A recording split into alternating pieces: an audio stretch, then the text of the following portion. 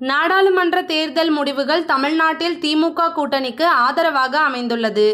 40க்கு 40 என்ற இலக்கை திமுக கூட்டணி அடைந்துவிட்டது.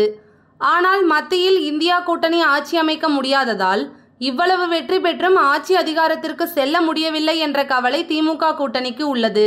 மத்தியில் பாஜக கூட்டணி ஆட்சி அமைப்பதால் முழு தோல்வி அடைந்தாலும் தமிழ்நாட்டில் பாஜகவினர் பெயரளவுக்கு உற்சாகமாக உள்ளனர்.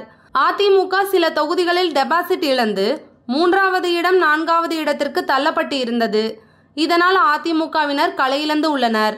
இந்த 3 கூட்டணிகளுடன் தனித்து மோதிய சீமானின் நாம் தமிழர் கட்சி இந்த தேர்தலில் பெற்ற வாக்குகள் அனைத்து கட்சிகளையும் திரும்பி பார்க்க வைத்திருக்கிறது.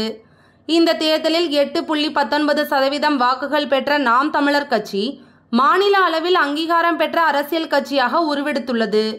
தேர்தல் ஆணைய விதிப்படி ஒரு கட்சி அங்கீகரிக்கப்பட்ட கட்சியாக மாற சட்டப்பேரவை தேர்தலில் 6% வாக்குகளுடன் 2 சட்டப்பேரவை தொகுதிகளில் வெற்றி பெற வேண்டும், அல்லது மக்களவை தேர்தலில் 6% வாக்குகளுடன் ஒரு மக்களவை தொகுதியில் வெற்றி பெற வேண்டும், அல்லது சட்டப்பேரவை தேர்தலில் மொத்த தொகுதிகளில் 3% இடங்களில் வெற்றி பெற வேண்டும், அல்லது மக்களவை தேர்தலில் குறைந்தபட்சம் 8% வாக்குகளை பெற வேண்டும்.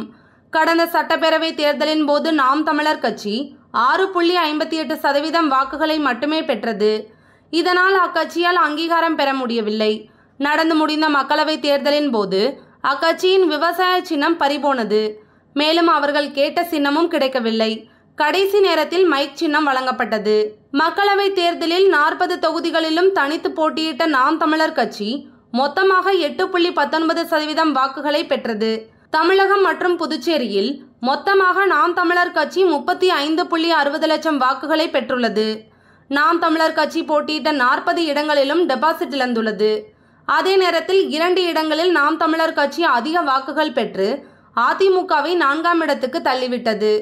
6 இடங்களில் நாம் தமிழர் கட்சி 3வது இடம் பிடித்துள்ளது.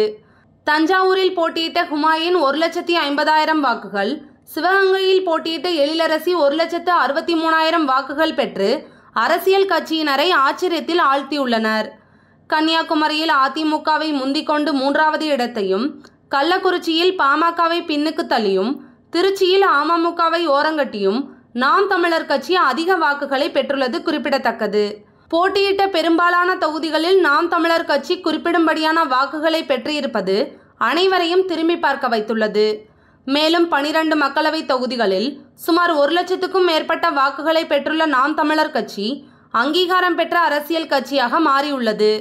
தேர்தல் ஆணையம் அங்கீகாரம் பெற 8% வாக்குகள் தேவை என்ற நிலையில் தற்போது 8.19% வாக்குகளை பெற்று அங்கீகரிக்கப்பட்ட கட்சி என்ற அந்தஸ்துக்கு நாம் தமிழர் கட்சி உயர்ந்துள்ளது. நாடாளுமன்ற தேர்தலுக்கு பிறகு நாம் தமிழர் கட்சி விரைவில் வரவுள்ள விக்கிரவாண்டி சட்டமன்ற தொகுதி இடைத்தேர்தலில் போட்டியிட உள்ளது. அதற்கு அடுத்து கட்சியை அடுத்த கட்ட வளர்ச்சியை நோக்கி கொண்டு செல்ல சீமான் திட்டமிட்டுள்ளார். தமிழ்நாட்டில் திராவிட அரசியல் ஊறிப்போயுள்ள நிலையில் தமிழ் தேசிய அரசியலை மிகவும் உறுதியாக நிலைநிறுத்திய பெருமை சீமானுக்கு மட்டுமே உண்டு என்பதை எவராலும் மறுக்க இயலாது. விடுதலை பெற்ற இந்திய நிலப்பரப்பு வரலாற்றில் தமிழ் தேசிய அரசியலை முன்பு சில தலைவர்கள் முன்னெடுத்திருந்தாலும் அதை கிளைகள் பரப்பி வலிமையாக காலூன்ற செய்து 35 லட்சம் வாக்குகளாக மாற்றியவர் சீமான் மட்டுமே என்பதை இக்கால தலைமுறையினர் அறிய வேண்டும்.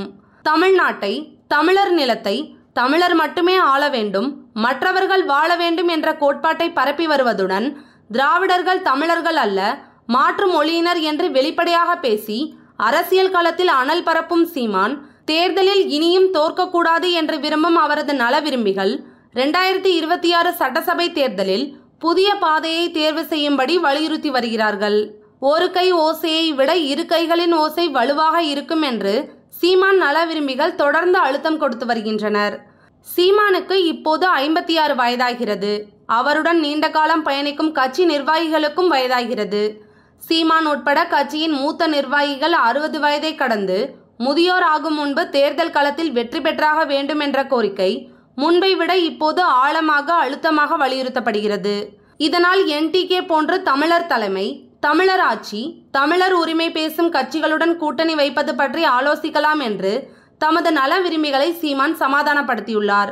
மொத்தத்தில் தமிழர் தலைமை, தமிழர் ஆட்சி, தமிழர் உரிமை பேசும் கட்சிகளுடன் கூட்டணி வைக்க சீமான் பச்சை கொடி காட்டியுள்ளார்.